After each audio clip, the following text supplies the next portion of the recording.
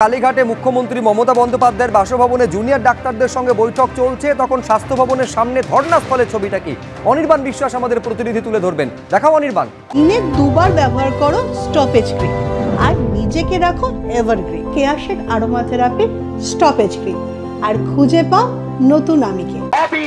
সুব্রজিৎ, একদিকে যখন মুখ্যমন্ত্রীর বাসভবনে বৈঠকে বসেছেন জুনিয়র চিকিৎসকরা, তখন কিন্তু তাদের সেই বৈঠক থেকে কি সমাধান সূত্র উঠে আসে এবং তাদের যে দাবি, যে 5 দফা দাবি, সেই দাবি মানা হচ্ছে কিনা সেদিকেই কিন্তু নজর রয়েছে। স্বাস্থ্য ভবনের বাইরে বসে থাকা হাজার হাজার আন্দোলনকারী, তুমি দেখতে পাচ্ছ এখানে কিন্তু বিভিন্ন দলে দলে ভাগ হয়ে এখানে কিন্তু তারা স্লোগান তুলেছে এবং দেখতে পাচ্ছ যে একেবারে মঞ্চের ভেতর সেখানে কিন্তু তাদের দাবির কথা লিখে দেওয়া হয়েছে। যেখানে লেখা রয়েছে প্রত্যক্ষ পরোক্ষভাবে প্রমাণ লোপাটে জড়িতদের শাস্তি দিতে হবে, সন্দীপ ঘোষের বিরুদ্ধে ডিসিপ্লিনারি অ্যাকশন নিতে হবে, পাশাপাশি ডিএমই ডিএইচএস স্বাস্থ্য সচিবকে অপারেশন করতে হবে এবং সবচেয়ে গুরুত্বপূর্ণ যেটা কলকাতা পুলিশের প্রশাসনিক অপদার্থতার দায় নিয়ে কমিশনার বিনীত গোয়েলের পদত্যাগ অথবা অপসারণের দাবি, এই সমস্ত দাবি তাদের কিন্তু রয়েছে।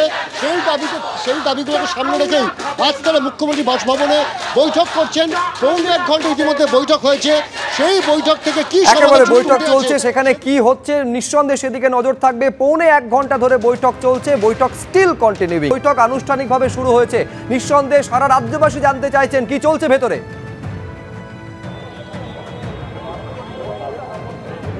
একদমই তাই, একে একে জট খুলছে। 4-4বার পদক্ষেপ করেও যেটা সমাধান হয়নি, আজকে প্রাথমিকভাবে সেই সমাধান হয়েছে, অন্তত বৈঠকটা শুরু করা গেছে। আমরা মমতা বন্দ্যোপাধ্যায়ের বাড়ির গলির সামনে আছি। এখান থেকে মমতা বন্দ্যোপাধ্যায়ের বাড়ির ভেতর ঢুকে চিকিৎসক যে 30 জন প্রতিনিধি তারা তো গেছেনই, এমনকি তাদের যে দাবি ছিল সর্বশেষ মেলে যে 2 জন পেশাদার স্টেনোগ্রাফার তাদের নিয়ে যেতে হবে, সেই স্টেনোগ্রাফার নিয়ে যাওয়ার যে দাবি চিকিৎসকদের তরফ থেকে করা হয়েছিল, সেই সিদ্ধান্তকেও মান্যতা দিয়েছে সরকার। অর্থাৎ একদিকে যেমন লাইভ স্ট্রিমিংয়ের দাবি থেকে সরে এসছে চিকিৎসকরা, একদিকে যেমন ভিডিওগ্রাফি দাবি থেকে সরে এসছে চিকিৎসকরা, তেমনি সরকার আবার পাশাপাশি উল্টো দিকে তারা স্টেনোগ্রাফারদের ভেতরে ঢুকে মান্যতা দিয়েছে। অর্থাৎ দুপক্ষের একটা নমনীয়তার ফলে আজকে প্রাথমিক ধাপ হিসেবে কিন্তু বৈঠকটা শুরু করা গেছে।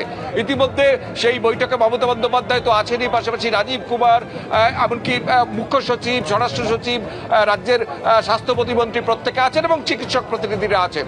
এবং যেটা বারবার বলা হচ্ছিল যে 4বার এই বৈঠক ডেকেও কিন্তু শেষ পর্যন্ত সমাধানযুক্ত হয়নি, এমনকি বৈঠকটাই শুরু হয়নি। নবান্নে বৈঠক হয়নি, এই কালীঘাটি গত শনিবার বৈঠক ভেস্তে গেছে, আজকে সেই বৈঠক শুরু হয়েছে। এখন দেখার যেভাবে একটার পর একটা জট খুলছে, শেষ জটটা কি খুলবে। অর্থাৎ যে 5 দফা দাবিতে চিকিৎসকরা অনর, প্রথমত হচ্ছে বিচার তো চাই, পাশাপাশি পুলিশ কমিশনার তারকে পদত্যাগ করতে হবে, তাকে সরাতে হবে। মমতা বন্দ্যোপাধ্যায় দুর্গাপুজোর একটা তত্ত্ব এনেছিলেন সামনে, পুলিশ কমিশনারের সরানোর প্রসঙ্গ এনে। এখন রাজ্যের প্রশাসনিক প্রধানকে পুলিশ কমিশনারের সরানোর সিদ্ধান্ত নেবেন, যে স্বাস্থ্য সচিব তাকে কি সরানোর সিদ্ধান্ত নেবেন এবং সেই সিদ্ধান্ত কি মিনিটসে লেখা হবে এবং তাতে দুপক্ষ সই করবে। ইতিমধ্যে তুমি জানো যে কার্যবিবরণী লিপিবদ্ধ হবে এবং তাতে দুপক্ষ সই করবে, এটা তো সরকারের মেলেই ছিল, ইমেলেই ছিল। এখন প্রশ্ন যে চিকিৎসকদের তরফ থেকে যে দাবিগুলো করা হয়েছে তার মধ্যে অন্যতম দাবি অবশ্যই বিচার। অর্থাৎ যেভাবে নক্কারজনকভাবে একজন কর্মরত অবস্থায় একজন চিকিৎসককে খুন হতে হয়েছে, ধর্ষিতা হতে হয়েছে, সেই তার বিচার চাই। তার পাশাপাশি পুলিশ কমিশনারের পদত্যাগ চাই অথবা তাকে অপসারণ চাই। স্বাস্থ্য সচিব, স্বাস্থ্য শিক্ষা অধিকর্তা তাদের অপসারণ চাই। এক্ষেত্রে রাজ্যের প্রশাসনিক প্রধান সেই মান্যতা দেন কিনা এবং পাশাপাশি সেই জট খোলে কিনা এখন সেটা দেখার। এবং সবচেয়ে বড় যেটা জট গোটা রাজ্য জুড়ে এখনো পর্যন্ত অচলাবস্থা চলছে স্বাস্থ্য ক্ষেত্রে, অর্থাৎ কর্মবিরতি করছেন এই প্রতিবাদে চিকিৎসকরা, সেই কর্মবিরতি প্রত্যাহার করেন কিনা এখন সেটা এখন সবচেয়ে সময় অপেক্ষা। কিন্তু সরকারের তরফে এই আবেদন তো বারে বারে জানানো হয়েছে, কাজে ফিরে যাওয়ার কথা। এই বৈঠকের পর সেটার কোনো উত্তর পাওয়া যায় কিনা সেদিকে নজর থাকবে।